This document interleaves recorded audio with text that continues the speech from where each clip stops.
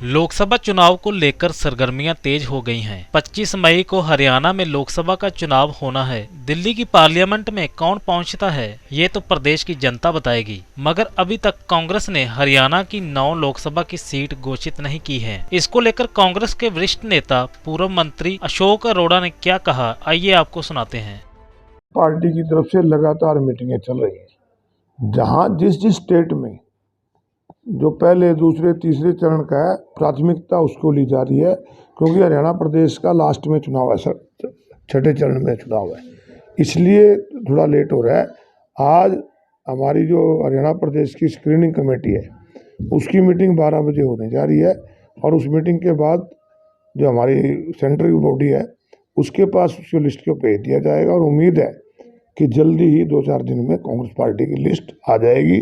Congress party चुनाव के लिए पूरी तरह तैयार है, और हरियाणा प्रदेश ही नहीं इस देश के लोग भी इस सरकार को बदलने के लिए तैयार बैठे। भाजपा कह रही है ये डरी हुई है कांग्रेस, इसीलिए अपने कैंडिडेट डिक्लेयर नहीं कर पा रही है, हमने सबसे पहले कर दी। ये भाजपा का अंदर का डर बोलता है। कैंडिडेट हमने डिक्लेयर करने हैं, डर उनको हुआ है। उसका डर यही है कि उनको उम्मीदवार नहीं मिले। आप देखें नहीं कि जिन लोगों को 5 दिन पहले पार्टी में ज्वाइन करा, 5 मिनट पहले उनको टिकट दे दी, और एक भाई तो एक ऐसा था जिसको इतनी जल्दी हो रही थी कि वो परंपराएं जो संवैधानिक है उसको भी भूल गए थे।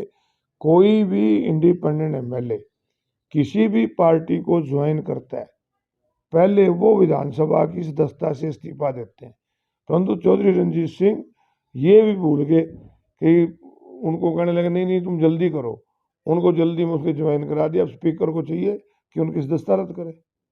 ये खाली आतिशी की बात नहीं, इस देश के अंदर पिछले 6 महीने से आप उठा के देखोगे, जो जो लोगों पे ये आरोप लगाते थे बीजेपी वाले कि इन्होंने भ्रष्टाचार किया, ये बहुत करप्ट हैं, उन्होंने अगर बीजेपी शामिल कर ली, बीजेपी में ज्वाइन कर ली, जैसे महाराष्ट्र में अशोक चौहान को कहते थे कि इससे बड़ा पापी नहीं है, इससे बड़ा भ्रष्टाचारी नहीं है, उसने ज्वाइन करी और अगले दिन राज्यसभा में भेज दिया। नवीन जिंदल के बारे में कहते थे कोयला खा गए हैं, नवीन जिंदल ने 10 मिनट पार्टी शामिल करी, उसको टिकट दे दिया। तो ये सिर्फ डरा कर विपक्ष के नेताओं को दबाना चाहते हैं, ये लोकतंत्र को खत्म करना चाहते हैं, देश के संविधान को खत्म करना चाहते हैं।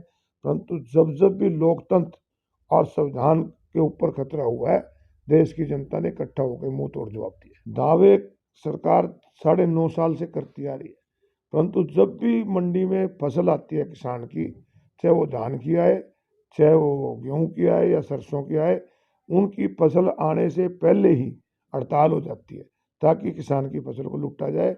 ये सब मिली भगत से होता है।